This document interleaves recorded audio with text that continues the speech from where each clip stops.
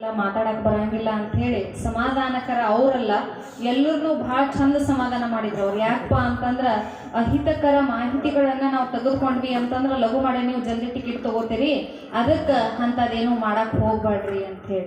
ಅದರ ಜೊತೆಗೆ ಮನಸ್ಸೆಂಬ ಮಂದಿರದಲ್ಲಿ ಕನಸೆಂಬ ಸಾಗರದಲ್ಲಿ ನೆನಪೆಂಬ ಅಲೆಗಳಲ್ಲಿ ತಮ್ಮ ಸ್ನೇಹ ಚಿರಕಾಲ ಉಳಿಲಿ ಅಂತ ಹೇಳಿ ಅಪೇಕ್ಷಿಸ್ತಾ ತಮ್ಮ ಒಂದೆರಡು ಅನಿಸಿಕೆಗಳನ್ನು ವ್ಯಕ್ತಪಡಿಸಿದ್ರು. ಅವರಿಗೆ ಅನಂತ ಧನ್ಯವಾದಗಳನ್ನ ಸಮರ್ಪಿಸ್ತಾ ಈಗ ಮುಂದಿನ ಕಾರ್ಯಕ್ಕೆ ನಾವು ಅಣಿಯಾಗೋಣ.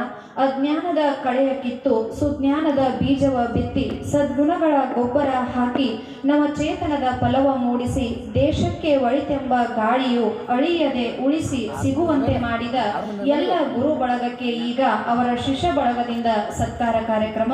ಇವತ್ತಿನ ಕಾರ್ಯಕ್ರಮಕ್ಕೆ ಸತ್ಕಾರ ಮೂರ್ತಿಗಳಾಗಿ ಆಗಮಿಸಿರ್ತಕ್ಕಂತಹ ಶ್ರೀ ಎಸ್.ಎಲ್. ಜಾಧವ್ ಸರ್ ಅವರು, ಶ್ರೀ ಎಚ್.ಪಿ. ನಾವಿ ಸರ್ ಅವರು, ಶ್ರೀ ಎಂ.ಎಸ್. ಸಾವಡ್ಕರ್ ಸರ್ ಅವರು, ಜೊತೆಗೆ ಶ್ರೀ ಎಂ.ಬಿ. ಮಾರ್ಶೆಟ್ಟಿ ಸರ್ ಅವರು, ಜೊತೆಗೆ ಡಾಕ್ಟರ್ ಆರ್.ಆರ್. ಕಮತ್ಗಿ ಸರ್ ಅವರು ಹಾಗೂ ಶ್ರೀ ಎಸ್.ಜಿ. ಕೇರಿಮನಿ ಸರ್ ಅವರು ವೇದಿಕೆಯನ್ನು ಅಲಂಕರಿಸಿ ಈ ಒಂದು ಶಿಷ್ಯ ಬಳಗದಿಂದ ಗೌರವಪೂರ್ವಕ ಸತ್ಕಾರವನ್ನು ಸ್ವೀಕರಿಸಬೇಕಂತ ಹೇಳಿ ಅವರಲ್ಲಿ ಕಳಕಳಿಯಿಂದ ಕೇಳ್ಕೊಳ್ತಾ ಇದ್ದೀವಿ.